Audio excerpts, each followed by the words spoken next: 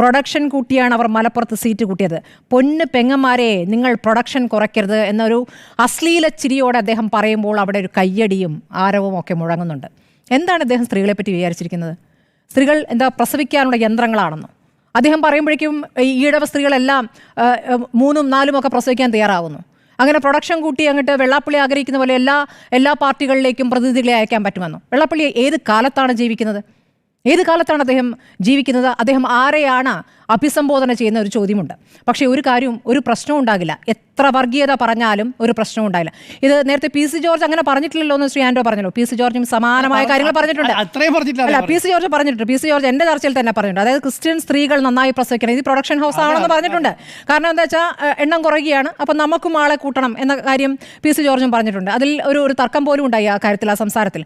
അപ്പോൾ നേരത്തെ കല്യാണം കഴിക്കണമെന്ന് കൂടി പറഞ്ഞു. നേരത്തെ കല്യാണം കഴിച്ചാലേ കൂടുതൽ കുട്ടികൾ ഉണ്ടാവുകയെന്നും കൂടി പറഞ്ഞു. അപ്പോൾ രണ്ടും മോശമല്ല, രണ്ടുപേരും ഒരേപോലെ പ്രതികരിച്ചുകൊണ്ടിരിക്കുകയാണ്. ഇവിടെ മുസ്ലിം വിരോധമാണ് അതിൻ്റെ ആണിക്കല്ല്. അപ്പോൾ അത് പറഞ്ഞുകൊണ്ടിരിക്കുന്നു. പിന്നെ മലപ്പുറത്തെക്കുറിച്ച് സത്യമാണ് പറഞ്ഞത്. നോക്കൂ, അദ്ദേഹം തിരുത്തിയിട്ടില്ല. നിലമ്പൂരിൽ പറഞ്ഞ പ്രസംഗം അദ്ദേഹം ആവർത്തിക്കുന്നു. അപ്പോൾ തിരുത്തിയോ അദ്ദേഹത്തെ കൊണ്ടു നടക്കുന്നവർ? ഈ പ്രസംഗത്തിന് ശേഷമല്ലേ അദ്ദേഹത്തിന് പൊന്നാടി അണിയിക്കാൻ പിണറായി വിജയൻ പോയത്? അന്ന് പിണറായി വിജയൻ പറഞ്ഞ എന്താണ്? കുമാരനാശേനേക്കാൾ ആ സീറ്റിലിരുന്ന ആളാണ്. അതോടൊപ്പം ശ്രീനാരായണ ഗുരുവിൻ്റെ തത്വങ്ങൾ കൃത്യമായി നടപ്പാക്കുന്ന SNDP യോഗം ജനറൽ സെക്രട്ടറി. എന്തൊരു പുകഴ്ത്തലായിരുന്നു! ഈ പ്രസംഗമൊക്കെ കേരളം കണ്ടതല്ലേ? ഇപ്പോൾ നടത്തിയിരിക്കുന്ന പ്രസംഗം പിണറായി വിജയൻ കാണുന്നുണ്ടോ? അപ്പോൾ അദ്ദേഹം എന്ത് അധികാരത്തെക്കുറിച്ചാണ് പറയുന്നത്? കേരളത്തിൽ ഇടതുപക്ഷം ഭരിച്ച ഇപ്പോൾ 9 വർഷമായല്ലോ. ഒരു ഈഴവ മുഖ്യമന്ത്രിയല്ലേ? മുൻപ് ഇടതുപക്ഷം ഭരിച്ചപ്പോൾ ഒരു ഈഴവ മുഖ്യമന്ത്രിയല്ലേ?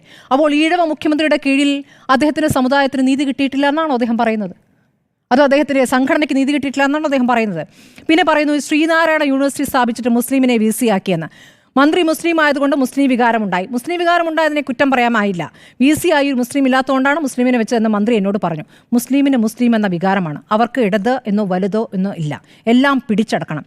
മലപ്പുറം മാത്രമല്ല, തിരുക്കൊച്ചി പ്രദേശത്തും 4 സീറ്റ് വേണമെന്നാണ് ഇപ്പോൾ ലീഗ് ആവശ്യപ്പെടുന്നത്.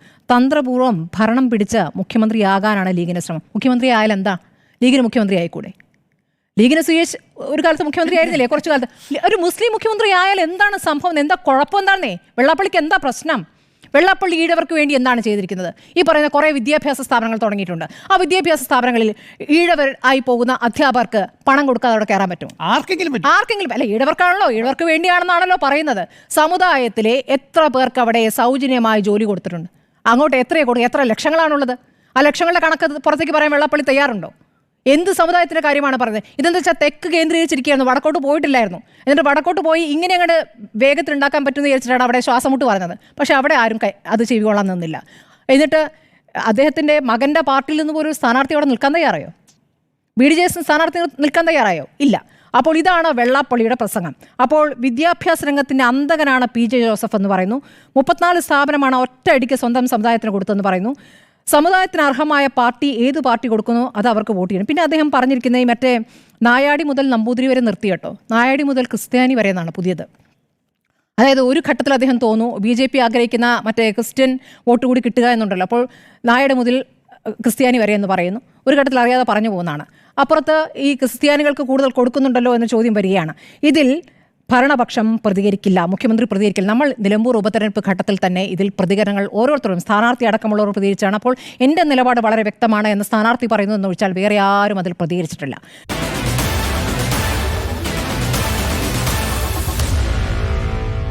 Meet the editors.